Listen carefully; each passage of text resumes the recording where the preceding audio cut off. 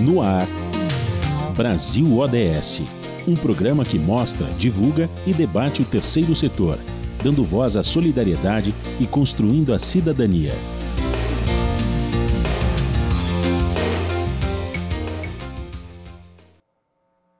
Boa tarde, ouvintes. Eu sou Joel Scala. Boa tarde, eu sou Franklin Valverde. Começa agora o Brasil ODS, um programa do Observatório do Terceiro Setor, com apoio da FAPESP, a Fundação de Amparo à Pesquisa do Estado de São Paulo. E hoje com um assunto muito importante, o perigo dos agrotóxicos na alimentação dos brasileiros. Matéria do Observatório do Terceiro Setor mostrou que cientistas encontraram 21 agrotóxicos, toxinas e fungos em papinhas de bebê no Brasil. Esse estudo foi conduzido por cientistas do Brasil e da Espanha e rastreou a presença de 21 agrotóxicos e 4 toxinas produzidas por fungos em 50 amostras de alimentos industrializados para bebês. O estudo teve apoio e financiamento da FAPESP. Diante dessa gravidade, pesquisadores da Universidade de São Paulo, a USP, desenvolveram um sensor eletroquímico de papel, Kraft, capaz de detectar em tempo real a presença de pesticida em frutas e verduras. E para falar mais sobre esse sensor e debater sobre a gravidade dos agrotóxicos na nossa alimentação, recebemos no programa de hoje os convidados.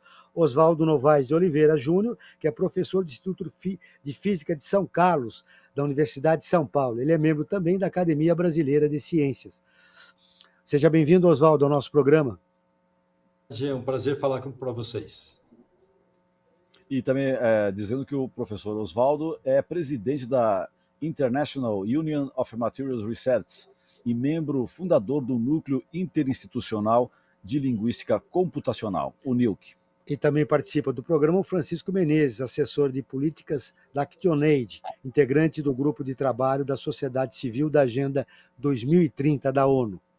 E o Francisco também presidiu o Conselho Nacional de Segurança Alimentar e Nutricional, o CONSEA, de 2004 a 2007, Joel. Seja muito bem-vindo, Francisco, ao nosso programa novamente, né? Prazer em reencontrá-lo. Muito obrigado pelo convite, um prazer estar com vocês.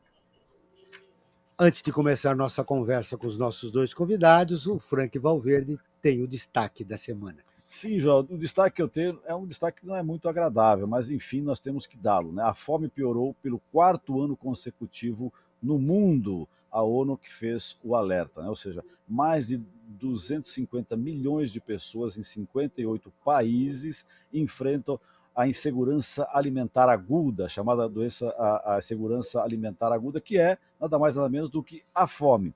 A razão para o aumento, né, da fome no mundo são os conflitos, as mudanças climáticas, os efeitos da pandemia da Covid-19 e também a guerra na Ucrânia. Tudo isso contribuiu para o 4º ano consecutivo aumentar a fome no mundo, né?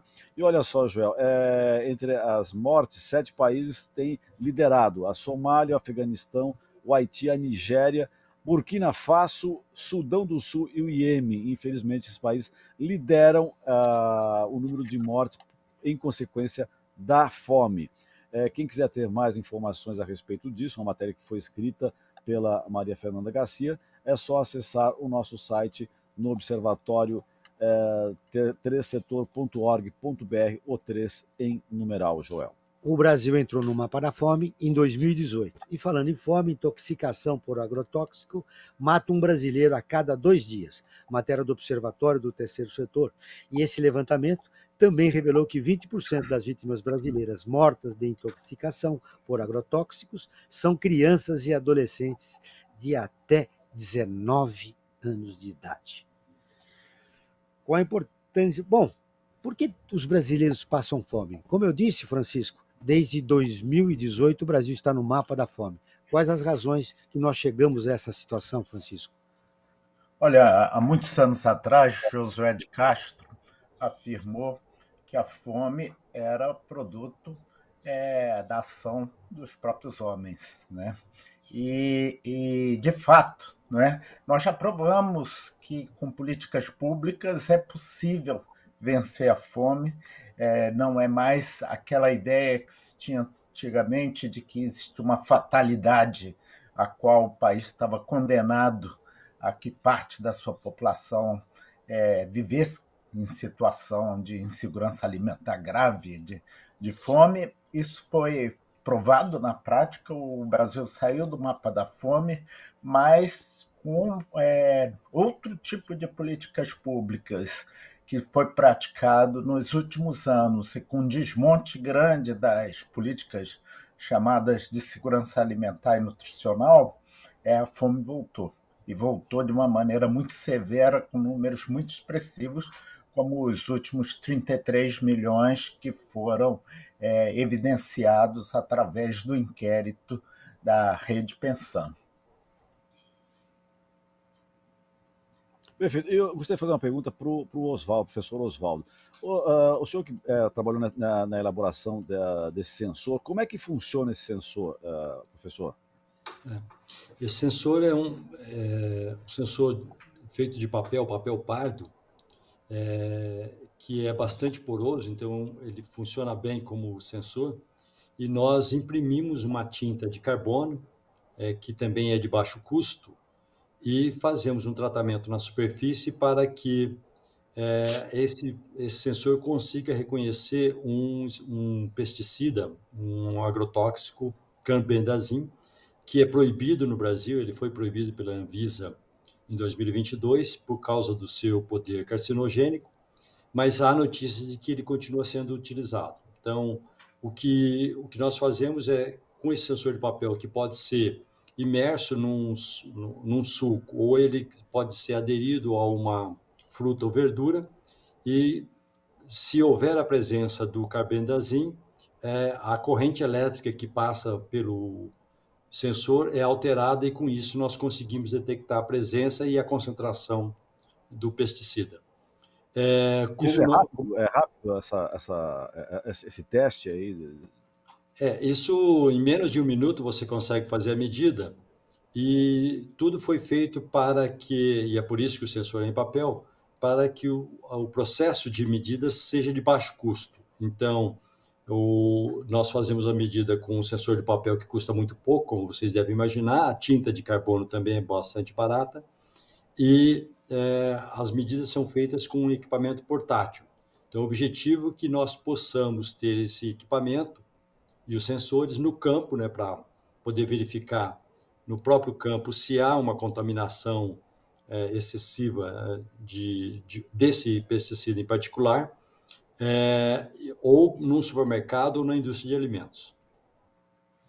Mas, por exemplo, o cidadão comum não vai ter condições de ter esse aparelhinho e ele mesmo testar se o alimento que ele está comprando tem agrotóxico ou não? Em princípio, ele pode ter. O aparelho que nós usamos para as medidas aqui no laboratório é um aparelho importado que custa mais ou menos $2.000, então não é de baixo custo, mas é possível, e há tecnologia no Brasil, inclusive, para produzir aparelhos semelhantes, mais simples, mas que tenham a mesma função, a um custo muito mais baixo. Eu acredito que a gente pode ter custos semelhantes ao do glicosímetro, que é um aparelho muito utilizado, inclusive domesticamente, para poder verificar níveis de glicose no sangue, né? Então, nós podemos ter uma tecnologia que seja acessível aos consumidores. Entretanto, eu enfatizaria que o ideal seria que esse controle viesse não só que o consumidor não precisasse fazer esse controle, porque ele deveria, na verdade, ser feito pelos mercados, né, pela indústria e na própria lavoura. A nossa preocupação com a lavoura é maior ainda, porque na lavoura é que estão as maiores exposições a qualquer pesticida, né? No caso, por exemplo, das medidas que nós fizemos, nós compramos verduras e frutas aqui em mercados, em hortifrutis aqui de São Carlos, e em nenhum caso havia contaminação por esse pesticida. Então, nós tivemos que artificialmente adicionar o pesticida, porque os produtos que nós adquirimos estavam sem nenhuma contaminação, né? Que é a expectativa que a gente tem. Oi? Eu tenho uma boa notícia, né, professor? Na verdade, nós temos estudado diferentes pesticidas, e toda vez que nós adquirimos os alimentos aqui nos supermercados, no hortifrutis, a gente não tem tido problemas de contaminação, né? porque provavelmente com a lavagem das frutas e legumes, qualquer traço de pesticida talvez seja eliminado, né? A preocupação é maior com as lavouras e também com os pesticidas que são proibidos, como esse caso do carbendazão. Muito bem, pesticidas proibidos, né? Ô Francisco, a chegada de sensor é uma boa notícia. Agora, nós precisamos estender a utilização dele ao cidadão comum, né? Por exemplo, que ele possa ter nos supermercados e conferir se aquela fruta, se aquela verdura tem agrotóxico proibido ou não, né?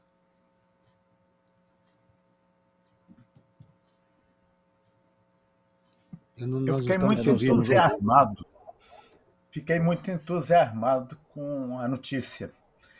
Acho que é uma sinalização muito positiva. E antes falávamos da questão da fome, eu queria frisar ainda que quando nos voltamos para novamente construir políticas, a gente está sempre pensando em alimentos saudáveis, né?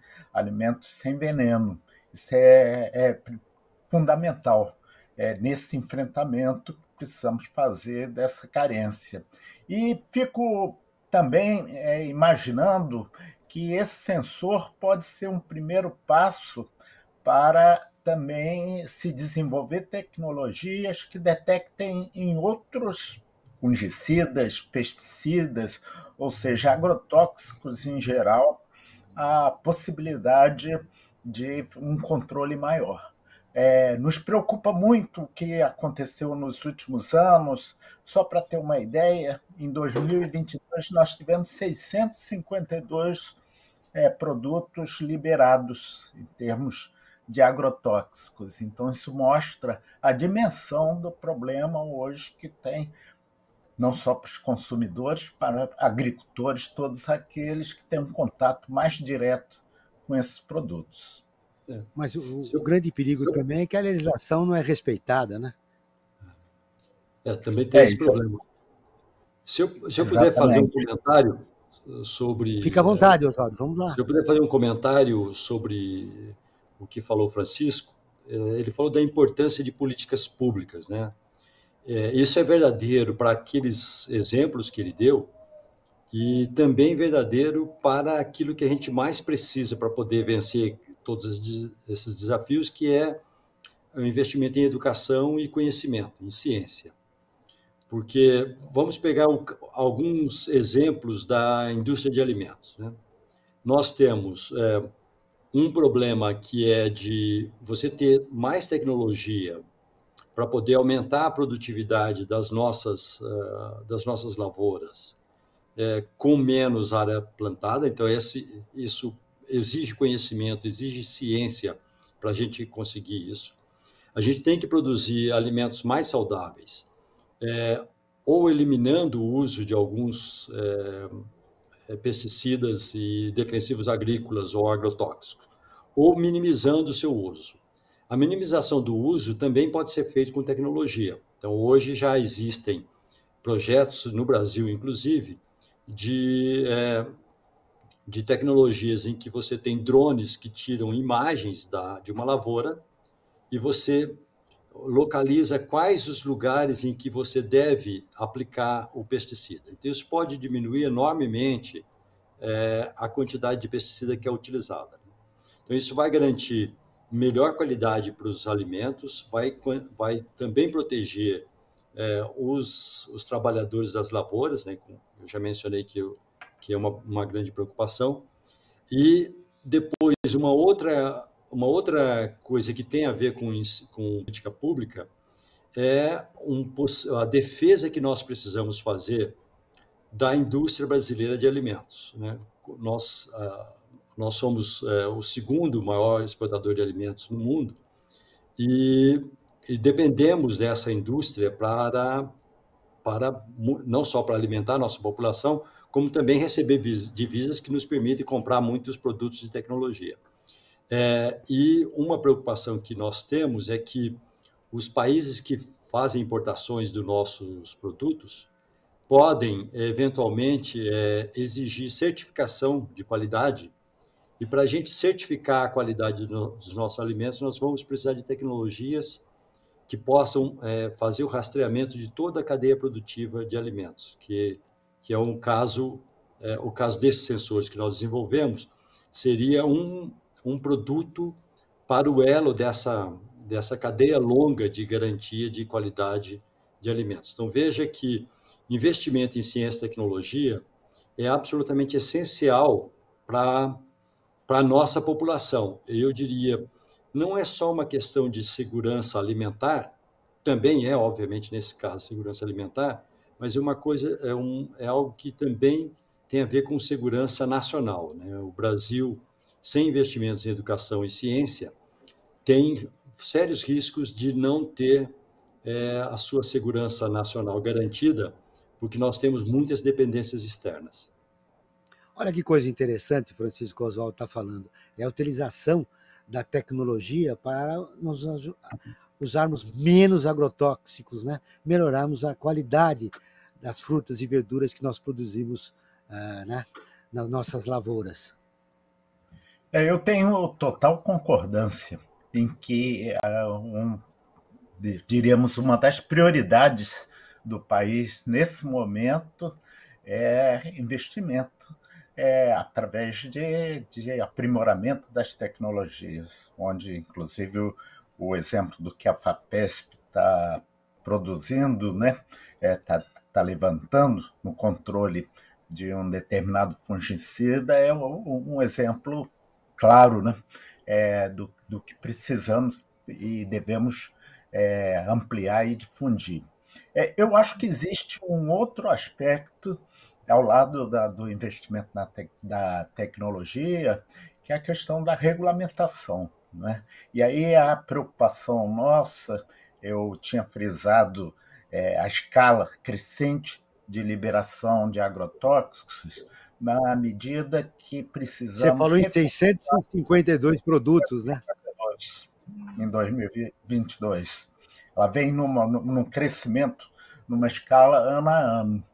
E isso eu acho que se dá por um relaxamento no controle daquilo que está entrando, que é, sobretudo, de agrotóxicos que a gente chama de genéricos, entende? Que liberação de produtos não são produtos novos são uma minoria, né? E os produtos novos, às vezes, vêm cercados já de maiores cuidados, né? Mas de genéricos que se espalham nas nossas lavouras na medida que são liberados. Eu insistiria muito também no aspecto do reforço, e aí estou falando reforço, inclusive, de pessoal na Anvisa e no IBAMA, que possam, junto com o Ministério da Agricultura, estar tendo a capacidade de fazer o controle desses produtos que estão entrando. E um segundo... Ou seja, uma legislação mais rigorosa? Mais atenta, não é?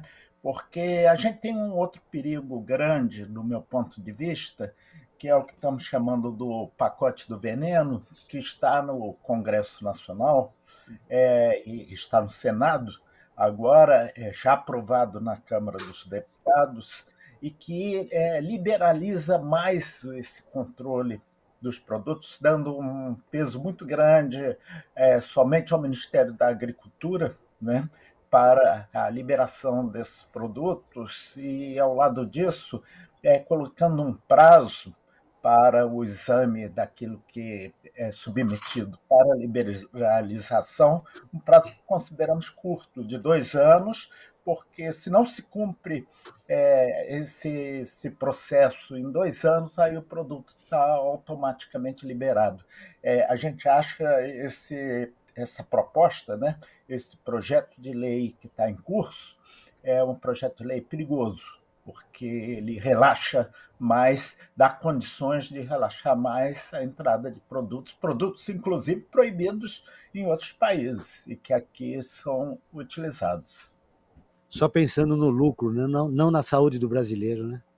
E no meio ambiente, na saúde e no meio ambiente, sofrendo os problemas decorrentes, né? Muito bem. Agora chegou a hora da nossa parceira de conteúdo do Observatório do Terceiro Setor, a Rádio ONU, com a reportagem.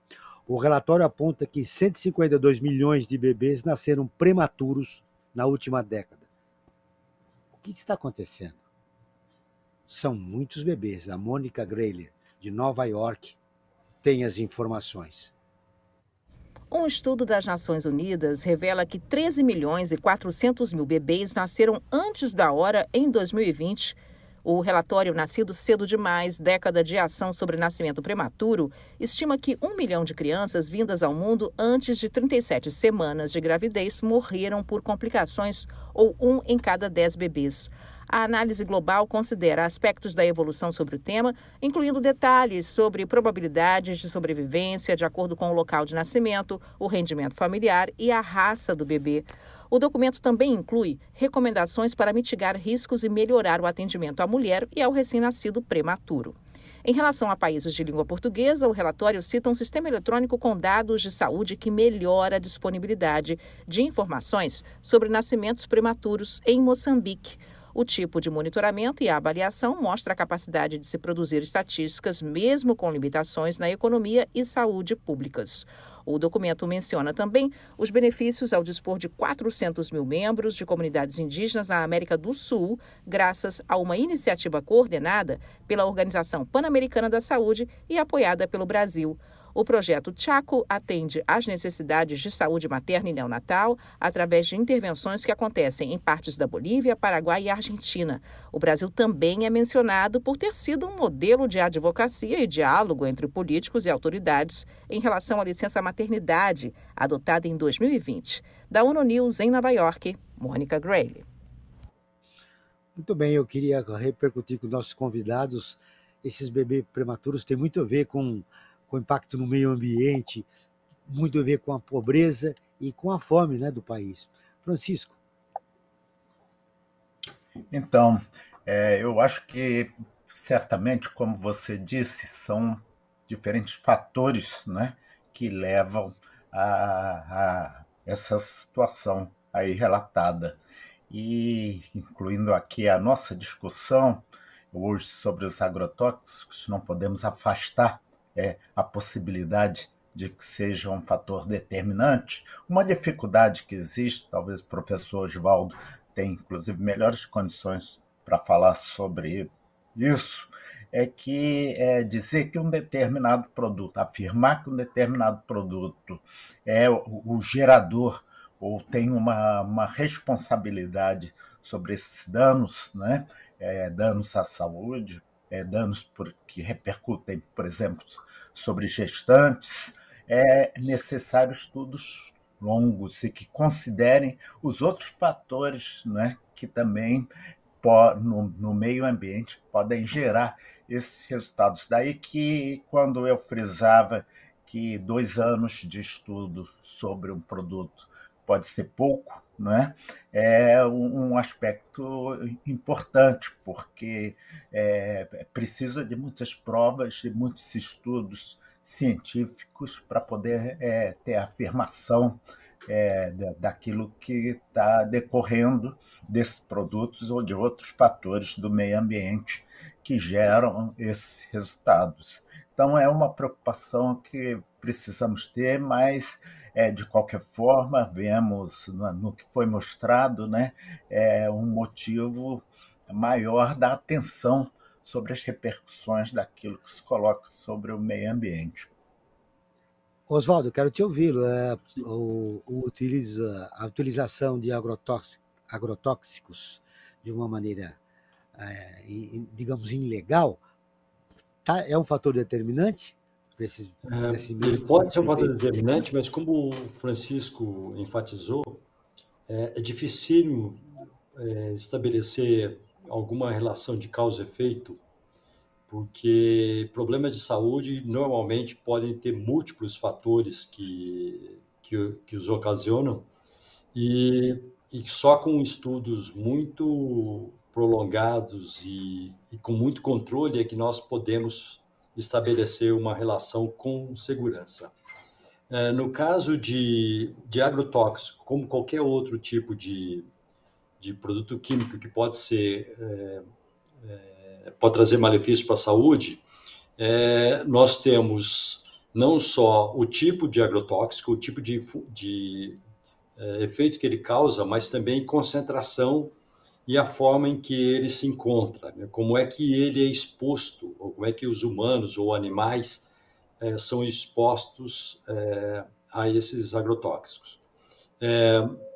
Porque muitas vezes, se a concentração não for suficientemente alta, os efeitos seriam desprezíveis. Então, é muito difícil estabelecer qualquer correlação, e para que nós tenhamos segurança, o que é necessário sempre é estabelecer programas de pesquisa para não só verificar essas possíveis correlações, como também para estabelecer legislações. Então, isso é uma coisa muito importante que a gente tem que passar para a sociedade. As legislações que um país adota só fazem sentido, elas devem passar por um escrutínio muito grande de cientistas, né? Nós precisamos ter conhecimento suficiente para que as legislações sejam corretas. E uma coisa importantíssima, que vocês mencionaram há pouco, sobre o interesse de ter o lucro acima de saúde, é que nós precisamos convencer tanto o setor de agronegócio como da indústria que para eles não interessa, do ponto de vista econômico, ter uma agricultura ou uma indústria não sustentável. No longo prazo é ruim. Inclusive, nós ouvimos de algumas lideranças do agronegócio que eles dizem que, para eles, o agronegócio deve ser sustentável, inclusive do ponto de vista do meio ambiente e de saúde. Então, não é interessante para a sociedade, como também não é interessante para as indústrias que eles não tomem esses cuidados. Veja no caso de agrotóxicos. Se eles puderem usar menos agrotóxicos e com o mesmo resultado, eles vão ter uma economia considerável nos custos de produção. Porque veja que hoje, grande parte dos custos de produção agrícola vem do uso dos pesticidas e dos nutrientes, né? Nós não devemos esquecer também que o manejo do solo exige uma concentração de nutrientes. Nós passamos por uma grande crise hoje, porque nós importamos muitos desses nutrientes para o solo da Ucrânia e da Rússia, então, que são dois países exportadores. Nós temos uma dependência muito grande na nossa agricultura e, novamente, nós precisamos ter tecnologia para usar menos e mais, substituir alguns desses nutrientes por outras substâncias orgânicas que nós temos na nossa biodiversidade. Então, isso é uma coisa que dá para fazer. Então, nós devíamos ter um programa para a indústria de alimentos, um programa de pesquisa bastante robusto para melhorar as nossas condições de produção de alimento. Então, como vocês veem, eu acabo sempre voltando para aquele clamor de políticas públicas que possam trazer conhecimento e educação, treinamento de pessoas que lidam com os alimentos, que produzem os alimentos, que lidam com os alimentos, também para diminuir a possibilidade de contaminação. Então, veja que nós sempre passamos pela necessidade de ter políticas públicas que envolvem educação e ciência. Continuamos com o Brasil ODS, um programa do Observatório do Terceiro Setor com o apoio da FAPESP, a Fundação de Amparo à Pesquisa do Estado de São Paulo. Agora, a participação especial. Hoje vamos receber novamente a Gabriela Chaboch, especialista em ODS, que é o desenvolvimento local. Ela vai nos contar como está o cumprimento dos 17 ODS da Agenda 2030 da ONU. Olá, Gabriela, tudo bem? Seja bem-vinda novamente. Nós queremos ouvir. Estamos ouvindo a Gabriela. Olá. Não estão, porque eu estou com o fone desligado. Agora estão me ouvindo? Agora sim, Gabriela. Seja muito bem-vinda ao nosso programa. Bom, vamos continuar. Prazer estar aqui com vocês de novo. Obrigada pelo convite. Olha, tem uma coisa que vai ser recorrente. Nós sempre vamos começar assim, a importância dos ODS e, claro, o que eles são e o que eles representam na vida do cidadão comum, né? É muito importante você começar a destacar. Vamos começar por aí, Joel. Vamos começar por aí. Vamos começar falando de ODS 2, né, Joel? Vamos falar de fome e agricultura sustentável, dado que esse é o tema de hoje. Eu acho que a gente tem que E já que começar nós estamos no falando... mapa da fome desde 2018, né? Exato. A gente tem que falar sobre isso. Eu acho que a primeira pergunta que a gente tem que se fazer, Joel, é por que que a gente não enxerga ainda a prestação de alimentos como direito? Por quê? E a pergunta para vocês: por que que a gente encara saúde, educação, a gente cobra do Estado, que o Estado provê, que ele forneça educação, saúde, por que que a prestação de alimentos, que é uma coisa básica, trivial... É uma boa a gente não... pergunta. Por que que você acha? Eu acho que a gente ainda não amadureceu essa ideia. Eu acho que a população não entendeu ainda a alimentação como um direito. Então, é por isso que eu acho que a gente tem que falar sobre isso. A alimentação é um direito, a alimentação é um direito básico. E ela é um direito que entrou aí na Constituição e que foi entendido como um direito recentemente. Aí está no sistema de alimentação e segurança alimentar desde 2006. A população não conhece a dimensão profunda dos direitos humanos, né? Não conhece. Não conhece. Então, a gente está aqui para contar. É um direito que o Estado tem que apoiar a população a se alimentar adequadamente. Então, não é só a saúde, não é só a educação, mas é dever do Estado apoiar a população a se alimentar adequadamente. E aí eu acho através de políticas públicas, ações afirmativas. Com certeza, com certeza. E aí eu acho que é interessante também a gente falar, Joel, que lá nos Objetivos de Desenvolvimento do Milênio, então aquela pactuação internacional que a gente teve nos anos 2000, então aquela pactuação internacional que a gente teve nos anos 2000, a gente já tinha um compromisso com a redução da pobreza e da fome. E naquele momento, a gente tinha a pobreza e a fome como duas coisas conjuntas ali. Nos Objetivos de Desenvolvimento Sustentável, que são a pactuação que os países fizeram em 2015, a fome aparece junto com a agricultura sustentável. E aí eu acho interessante essa mudança, né? Essa mudança de eixo, né? A pobreza se emancipou, ela tem um objetivo individualizado lá, erradicar a pobreza é um objetivo, é o primeiro dos Objetivos de Desenvolvimento Sustentável. Há quem diga que é o objetivo de desenvolvimento sustentável mais importante. Se você não erradicar a pobreza, você não chega a lugar nenhum. Se as pessoas não tiverem condições, né, de meios de subsistência, elas não têm nada. Mas a fome aparece ali nos Objetivos de Desenvolvimento Sustentável junto com a agricultura sustentável. E é o tema que a gente está falando hoje. Não é só que as pessoas tenham acesso a alimento, qualquer alimento. É um alimento seguro. É uma agricultura sustentável, é uma agricultura que se preocupe com a origem desse alimento.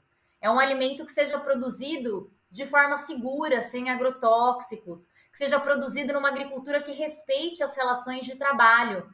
Então, fica ainda mais difícil, fica ainda mais complicado, né, Joel? Não é só um alimento, é um alimento seguro, é um alimento saudável. O problema é que a agricultura sustentável, ela custa cara, né? Ela não é de fácil acesso à maioria da população, né? Será que ela custa caro? Será que isso realmente... Será que é o que acontece? Será que ela custa caro? Eu fico me perguntando, tem alguns... Eu utilizo produtos orgânicos, assim, semanalmente. Eu percebo que eles são um pouco mais caros, né? Do que o normal. Com certeza, né? Alimentos frescos, com certeza, são mais caros do que alimentos industrializados. Isso é uma coisa que não está em discussão, né? Com certeza, para uma família de baixa renda, comprar um miojo e uma bolacha é muito mais barato do que comprar uma fruta, um legume, uma salada. Isso, com certeza, não está em discussão. Mas a pergunta, né, de se a produção orgânica realmente ela tem um custo mais elevado ou se ela poderia ser massificada e se ela poderia custar menos. né, se ela fosse realmente, se fosse explorada dentro dos limites da cidade, reduzindo o custo de transporte, aliando ali, conectando o consumidor ao produtor, que é o que tem sido feito em São Paulo. Então, tem alguns projetos em São Paulo, na cidade de São Paulo, que tem focado nessa experiência. A Fundação TID Setúbal, que é uma fundação que trabalha em São Paulo, tem um projeto no Jardim Las Penas, que está fazendo exatamente isso. Eles pegam a produção que é feita ali e ele distribui cestas agroecológicas para a população que mora ali, empregando e fazendo ali uma mini economia circular. Né? Ali é uma experiência, é uma tentativa. Será que custa mais caro? Vamos ver. Né? Assim, são experiências. Eu acho que nesse caso não, mas esse trabalho comunitário será fundamental para a gente construir um novo momento, inclusive com a participação da comunidade, né? Trazendo soluções. Gabriela, muito legal nossa conversa, viu? Você vai voltar na próxima semana, mas antes eu quero que você feche o seguinte: onde a gente faz Agenda 2030, nossa, parece estar não, só daqui 7 anos. Me fala de uma experiência para fechar sua participação, que vai dar um pouco de ânimo para quem está nos ouvindo, de que o Brasil pode ainda cumprir os 17 Objetivos Sustentáveis da Agenda 2030. Uma experiência que vai dar ânimo, algo que está dando certo, um caso de sucesso. A gente sabe que em setembro, o relatório Luz sai novamente a respeito do nosso cumprimento. Claro que talvez não venham boas notícias, nós passamos por uma pandemia, então não sei se trará boas notícias, mas existem algumas experiências no trabalho que estão sendo desenvolvidos, assim, não só no campo, mas também nos grandes centros urbanos, a respeito, né? Você mesmo está falando aí de uma experiência da TID Setúbal, né? Sobre horta comunitária. Não, muito. Essa experiência da TID Setúbal é uma experiência muito legal. Não sei se eu comentei com você, Joel, eu estou diretora de formação numa escola de educação ambiental, é a Coordenação de Educação Ambiental do município de São Paulo, ela chama UMAPAS, Universidade Aberta do Meio Ambiente e Cultura de Paz, e eu estou diretora de formação dessa escola, e a gente vai apoiar esse projeto com formação para essas pessoas, porque na realidade é isso, não adianta só você entregar a cesta de produtos orgânicos para a pessoa, aquela pessoa não tem o hábito de fazer o consumo daquele alimento, né? Então, ela não sabe como aproveitar aquele alimento, ela não sabe como consumir, porque não está na rotina alimentar dela. Então, além de fornecer a cesta, aquela pessoa precisa de informação, precisa inserir no hábito alimentar dela. Então, a gente vai apoiar esse projeto como poder público para tentar fazer com que esse projeto seja um projeto de sucesso, para que essas pessoas tenham informação sobre o que é uma alimentação saudável e como fazer um bom uso, um bom consumo desses alimentos. Como fazer um consumo integral do alimento, aproveitar a casca, fazer o consumo de plantas alimentares não convencionais. Enfim, esse é o trabalho que a UMAPAS faz na cidade de São Paulo. Tá aí, essa é a boa notícia que a gente vai encerrar sua participação, né? O engajamento de organizações num projeto interessante como esse. Obrigado, Gabriela. Você volta na próxima semana, novamente comentando sobre os 17 ODS e trazendo uma boa notícia. Um grande abraço a você e até a próxima semana. Abraço, Joel. Até semana que vem.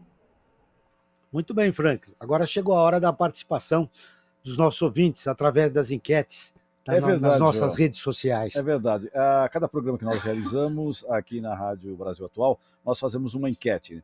Como eu costumo dizer, enquete não tem um valor científico, né? Ou seja, não tem todo um procedimento, um rigor científico para chegar a esses resultados, mas de uma certa forma a gente consegue aferir como que as pessoas estão pensando a determinados assuntos, né? No caso do programa de hoje, nós fizemos 2 enquetes. A primeira nós perguntamos: você acha que a quantidade liberada de agrotóxicos no Brasil pode ser prejudicial para a sua saúde? E olha só o resultado, um resultado que às vezes é raro acontecer nas nossas enquetes. 100% das pessoas disseram que sim, tá? que realmente a quantidade liberada é prejudicial para a saúde, né? Não tiveram a mínima dúvida. E a segunda questão que nós fizemos para as pessoas que nos seguem nas nossas redes sociais foi a seguinte: você acha que os alimentos orgânicos são muito caros, então eles não consomem, que o consumo consome sempre, ou que consome às vezes, né? É uma enquete com essas três possibilidades, né? Que são muito caros e não consomem, consomem sempre, ou que consomem às vezes. De uma certa forma, dá para fazer um link com o que a Gabriela acabou de falar sobre a questão do consumo dos alimentos orgânicos, né? E olha só o resultado, Joel, sobre o consumo dos alimentos orgânicos. 29% das pessoas que responderam disseram que são muito caros e que não consomem alimentos orgânicos. 16% disseram que consomem sempre, né, realmente é o menor índice das pessoas, né, que disseram que consomem sempre, e 55% das pessoas que se manifestaram na nossa enquete disseram que consomem às vezes, né, ou seja, não tem esse costume de consumir esses alimentos orgânicos na sua dieta no dia a dia. E eu gostaria de repercutir, né, essas nossas enquetes com os nossos entrevistados de hoje, né? E eu vou começar com o Francisco, com a primeira enquete, né, que diz que 100% das pessoas que responderam disseram que consideram os agrotóxicos prejudiciais para a saúde. No entanto, a gente vê que no Congresso está lá a lei que está correndo com relação à questão dos agrotóxicos, né, avançando, e eu acredito, na minha opinião, posso estar enganado, né, o Francisco pode até dizer que eu estou errado ou não na minha percepção, que é uma pressão muito fraca, muito tênue do eleitorado com relação aos deputados que vão votar essa matéria que vai estar impactando a vida de todos e todas no Brasil. Francisco, o que você acha disso? Olha, antes de responder a pergunta, queria fazer um breve comentário sobre o que Gabriela nos apresentou, que de fato ela frisou um aspecto muito importante, que é o desconhecimento do alimento como direito. O alimento está colocado na Constituição Muito desde interessante 2010 como um direito, e, no entanto, isso não é sentido pela população. Então, existe, de fato, a necessidade de um trabalho educacional, né, no seu sentido mais amplo, por isso. E já adiantar para vocês, com tristeza, que, de fato, o relatório Luz, que vai trazer em setembro os resultados da avaliação que fez em 2022, sobre 2022, vai mostrar uma situação muito preocupante, que esperamos que possamos reverter num prazo possível para chegar perto, pelo menos, daquilo que os objetivos do desenvolvimento sustentável, né, prevê para 2030. Então, nesse aspecto, é um motivo de preocupação. Agora, muito importante o que você... O seu destaque, viu? Lembrando que a Gabriela falou, Francisco, a respeito da alimentação como um direito. E pelo que deu na enquete, como a população não vê como um direito, não pressiona o Congresso Nacional para reverter o que está sendo aprovado lá, né? É uma consequência, né? Então, mas tem um certo paradoxo, né? Tem um certo paradoxo. 100% conseguiu reconhecer que o agrotóxico é prejudicial, mas não atua de uma forma de tentar resolver que a legislação seja favorável a essa população, né? Ao cidadão. Porque né? não vê como alimentação como um direito, não é isso? A gente ainda tem no Congresso Nacional uma dissociação muito grande daqueles que são eleitos como representantes e o acompanhamento, o controle que é feito sobre o trabalho desses parlamentares, né? Então, essa dissociação leva muito, essa desatenção leva a esses resultados que são resultados muito assustadores, como a questão do pacote do veneno. É um paradoxo que precisa ser corrigido dentro dessa perspectiva também de aumentar a educação política sobre a população. É verdade. E Oswaldo, eu gostaria de ouvi-lo também a respeito das nossas enquetes, né? E até comentando essa segunda enquete que fala sobre os alimentos orgânicos, né? que, em tese, eles estariam livres de todo e qualquer agrotóxico. Isso é boato ou é fato? Realmente eles estão... Ou algum agrotóxico tem que ser usado para a produção mesmo dos alimentos orgânicos? A gente não está te ouvindo, Oswaldo. Eu imagino, para os alimentos orgânicos, em princípio, você não deve usar nenhum agrotóxico. Mas uma questão que se coloca é que, e isso nós ouvimos de especialistas, eu não sou especialista nesse campo, é que para ter a produção com o volume que é necessário para alimentar nossa população e a população mundial, que o uso desses agrotóxicos ou defensivos agrícolas é essencial. O que você pode buscar é minimizar o uso com mais tecnologia. Você pode substituir alguns pesticidas por outras soluções, mas de qualquer forma você acaba por ter que usar. Não se acredita, eu ouvi há alguns anos de um especialista britânico que só a agricultura orgânica, se nós tivéssemos só a agricultura orgânica, não seria possível alimentar toda a população. Agora, eu queria também comentar sobre a enquete. É óbvio que a percepção é de que você usando mais agrotóxico, você tem mais risco. Isso eu acho que não me surpreende ter 100% de opinião favorável a isso, quer dizer, contrário ao aumento de uso de agrotóxicos. Mas eu queria também comentar, fazer o destaque sobre algumas das sugestões da Gabriela. Essa primeira de alimento como direito, eu acho que não é só alimento, mas eu acho que as condições mínimas de sobrevivência deveriam estar incluídas em algum tipo de política pública, porque nós vimos na pandemia em que as desigualdades ficaram muito exacerbadas, mas nós tivemos um efeito realmente surpreendente daquele auxílio emergencial a um valor que é muito baixo, eu diria,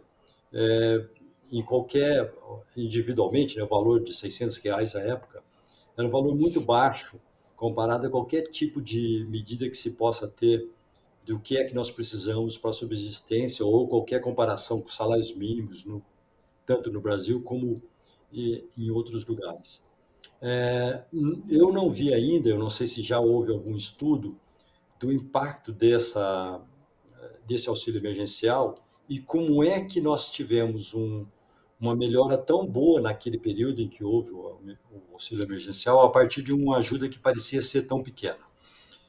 Porque um problema que eu acho que é essencial é que nós temos que estudar com cuidado e de maneira muito intensiva as políticas que são adotadas. Por exemplo, se nós queremos erradicar a pobreza, diminuir desigualdades, quais são as políticas mais eficazes? Lógico que não adianta a gente só pensar em estabelecer direitos sem levar em conta como é que nós podemos ter recursos para que esses direitos possam ser oferecidos para a população. E eu diria que uma maneira relativamente simples de você ter uma melhora global é aumentando o nível de educação da população. Não só a educação para, por exemplo, conhecer alimentos orgânicos e como utilizá-los, mas a educação em geral. Então, enquanto nós tivermos os problemas educacionais tão sérios quanto nós temos, nós vamos ter esses múltiplos problemas, né, que vão se manifestando, né, na pouca participação política, em que a gente não cobrar dos nossos representantes no Congresso Nacional políticas ou a adoção de políticas que sejam favoráveis para a população. Da mesma forma, de a gente não saber como lidar com alimentos orgânicos ou como ter uma alimentação mais saudável. Todos esses problemas são reflexos de uma educação de baixa qualidade que nós temos no país. Então, eu sempre elejo como prioridade número 1 para nós uma melhora na nossa educação e não é muito difícil imaginar quais são os caminhos que nós precisamos para ter essa melhora, né? Eu sempre coloco como número 1 desses caminhos, que é a valorização do professor e da professora, né? Então, você ter educação de qualidade é a primeira coisa que nós precisamos, porque muitos dos outros problemas acabam por ser resolvidos se nós tivermos uma educação de melhor qualidade. Muito bem, combater as desigualdades do país através da educação, segundo o Oswaldo. Frank Valverde. Joel, eu quero dar um destaque aqui para a matéria que é mais das matérias mais lidas no site do Observatório do Terceiro Setor, né? E é uma matéria que fala sobre grávida. Rita Lee foi presa pela ditadura militar no Brasil. Rita Lee, que morreu agora no último dia 8 de maio, aos 75 anos, né? Ou seja, deixou todo mundo muito triste com a partida, né? Ela foi presa grávida do seu primeiro filho em 1976, na época da ditadura militar. Quem a salvou foi nada mais, nada menos que Elis Regina, a cantora que na época era uma das mais famosas do Brasil. Ela foi pessoalmente onde Rita estava presa e, juntamente com o seu filho João Marcelo, que era um menininho de 6 anos, né, acompanhando a mãe Elis Regina, e pediu, né, exigiu a soltura da Rita Lee. Ambas não se conheciam pessoalmente até aquela época, mas a partir dali começou uma grande amizade entre as duas, né, a Rita Lee e a Elis Regina, duas das maiores cantoras brasileiras de todos os tempos. A matéria completa você encontra no nosso portal, que é acessado em mais de 147 países. É observatório3setor.org.br. Lembrando sempre que quando a gente fala em Observatório 3setor.org.br, o 3 é em numeral, Joel. Estamos no último bloco do Brasil ODS, um programa do Observatório do Terceiro Setor, com apoio da FAPESP, a Fundação de Amparo à Pesquisa do Estado de São Paulo. Frank, está chegando o fim de semana. É verdade, é verdade. E muitos ouvintes esperam as dicas do Frank Valverde. Exatamente, João. Eu tenho a dica para esta semana aqui, que é Imagine Picasso, né? É uma exposição imersiva. Nós estamos na época, né? Tá um pouco na moda, vamos falar, claro, né? Essas exposições imersivas, né? Que entram um monte de imagens, você entra numa sala e aquelas imagens ficam envolvendo você e você acaba como que entrando dentro das obras de arte, né? Essa exposição imersiva. E nós temos uma exposição imersiva, né? Que Imagine Picasso, que acontece no Morumbi Shopping, né? Que reúne mais de 200 obras do pintor espanhol Pablo Picasso, que morreu há 50 anos, né? No mês passado, em abril, completou 50 anos de morte do Picasso. E nessa exposição, né, antes de você viver essa experiência, né, com as projeções, você passa por um espaço educativo que didaticamente conta um pouco a vida do Picasso e sobre as obras que serão exibidas. E ao final dessa experiência toda, ainda existe um café chamado Café Málaga, né? Que Málaga é o nome da cidade, uma cidade espanhola no sul da Espanha, Andalucia, exatamente onde ele nasceu, que tem uma série de pratos e bebidas tipicamente espanholas, né?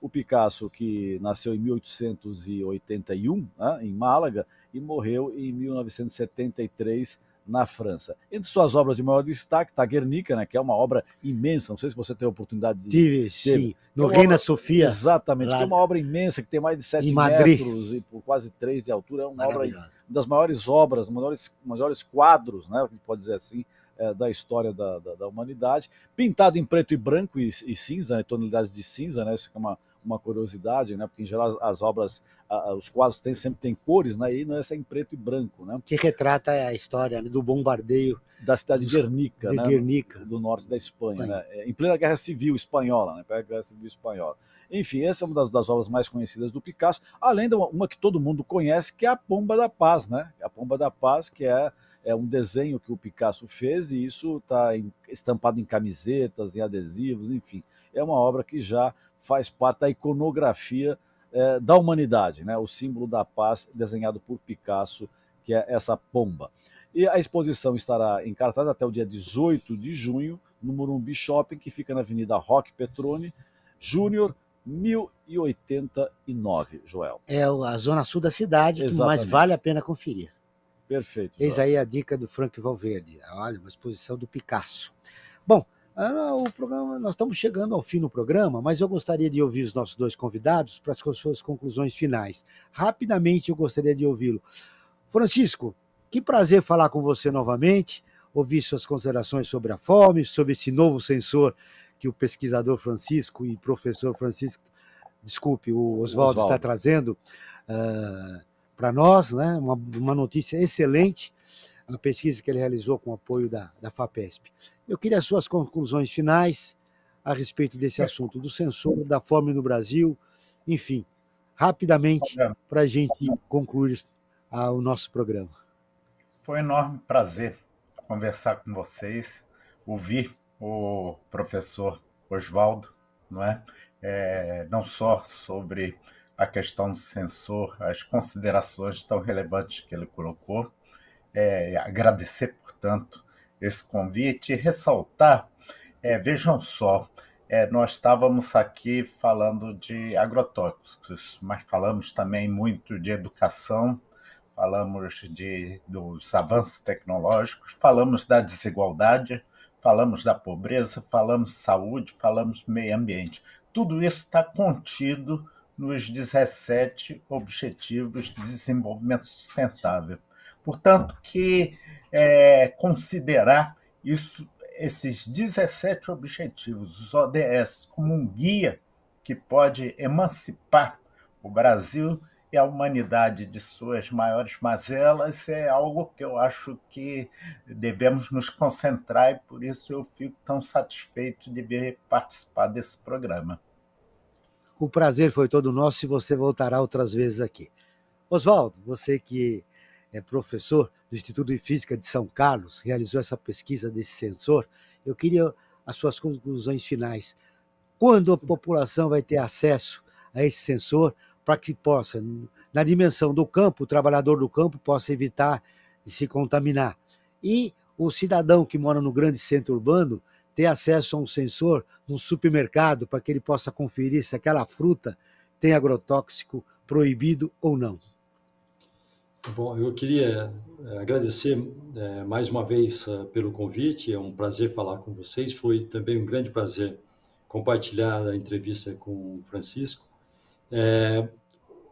O trabalho que nós fazemos na universidade é um trabalho de geração de conhecimento e geração de novas tecnologias, e para a gente fazer isso chegar à sociedade, nós precisamos de parcerias, né? Porque para você ter certeza que consegue ter uma tecnologia a um custo razoável para a sociedade, você precisa de ter empresas ou órgãos reguladores que se interessem por transferir a tecnologia que nós geramos na universidade para o setor produtivo e para a sociedade. No nosso caso, nós acreditamos que se houver investimentos que permitam transferir essa tecnologia, talvez em 1 ou 2 anos nós poderíamos ter essa tecnologia do sensor de papel em uso nas indústrias de alimento.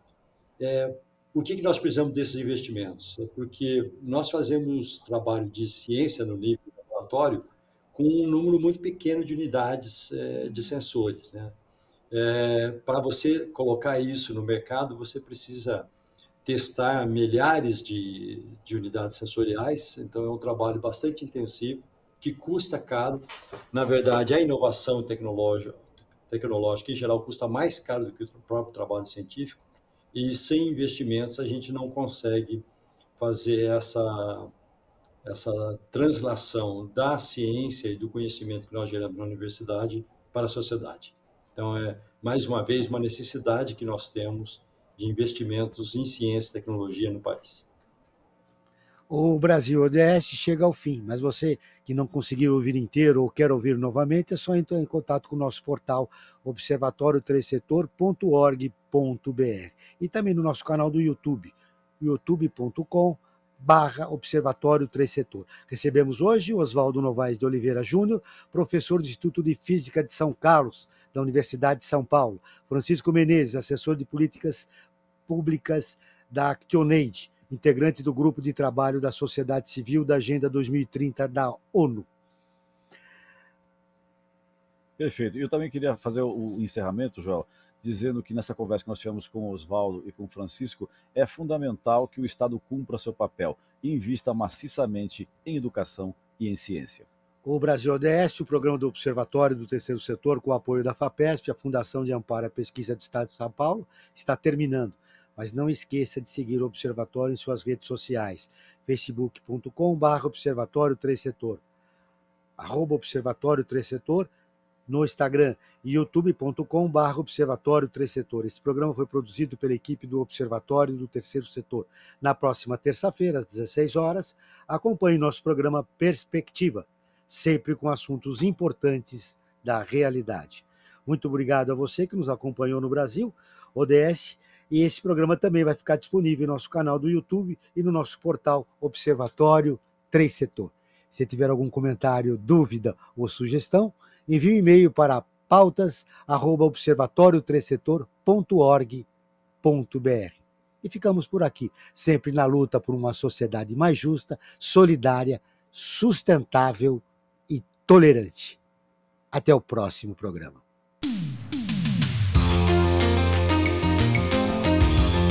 Você acabou de ouvir Brasil ODS, um programa do Observatório do Terceiro Setor.